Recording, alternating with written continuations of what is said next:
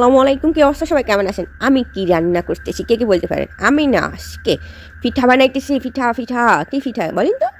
আরে বাবা, পিঠার নাম জানি না, আমি বানাই ফেলতেছি।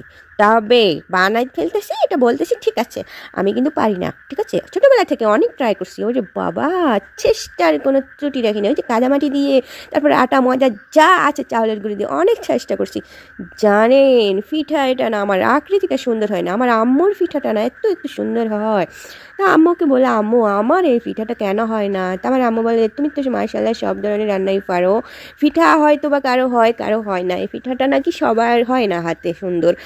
জানেন, আমার আম্মুর হাতে না এই পিঠাটা এত সুন্দর হয়। আমাদের বাড়িতে আমি দেখতাম, ছোটোবেলা থেকে দেখতাম, কেউ যখন পিঠা বানাইতো না তখন আমার আম্মুকে ডাকতো, বলতো কি একটু আসেন এই পিঠাটা বানাই দেন। আমার আম্মুর হাতে সব পিঠা হয়, বুঝছেন? কিন্তু আম্মুর মতো না আমি আর এই পিঠা বানানোটা পাই নাই। মানে অন্য রান্না বান্না সব পাইলেও এই পিঠা বানা আমার আম্মুর মতো বানাইতে পারি না। এখন আমি যদি মাঝে মাঝে এই পিঠাটা আমার খাইতে ইচ্ছে করে, জান, তা আমার আম্মা যেন আমার জন্য পিঠাটা বানাই নিয়ে আসেন। তো এখন আমার আজকে হঠাৎ করে খাইতে ইচ্ছে হলো, তো কী করি?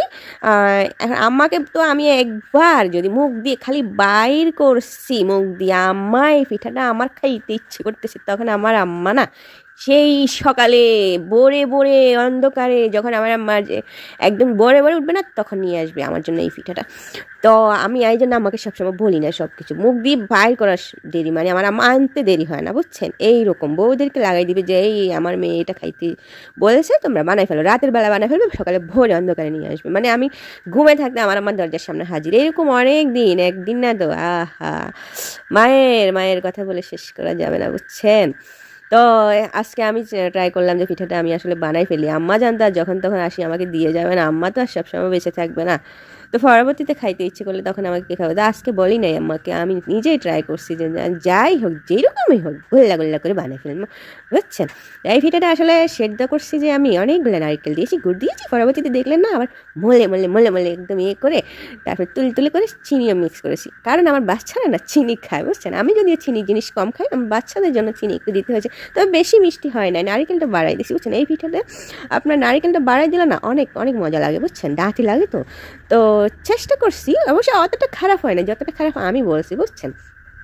নিজে বানাইছি, ভালো কেন বলবো? হ্যাঁ, আমি আসলে সত্যটাই বলি, যে বলতেছি না যে না আমার পিঠা খুব সুন্দর হয়েছে, এটা হয়েছে সেটা হচ্ছে, আমি নিজের কথা নিজে বলতেছি না। তবে পিঠাটা খাইতে কিন্তু মজা হয়েছে, বুঝছেন? অনেক বেশি মজা হয়েছে। মানে ওই যে নারিকেল বেশি করে দিলাম না, মানে তেল দিলে মানুষে বলে না তরকারিটা এমনিতেই স্বাদ হয়। তো নারিকেল না, এই পিঠাতে আপনি যত বেশি নারকেল দিবেন, যত বেশি এগুলো আপনি মলে মলে মলে মলে নরম তুলতুলে করবেন, তত বেশি খাইতে ফ্লেভারটা ভালো লাগে। তো মাশাআল্লাহ, আমার পিঠা আসলে আকৃতিটা সুন্দর না হলেও খাইতে কিন্তু সে হয়েছে, খুব সুন্দর হয়েছে না? মাশাআল্লাহ, দেখতে লোভনীয় লাগতেছে।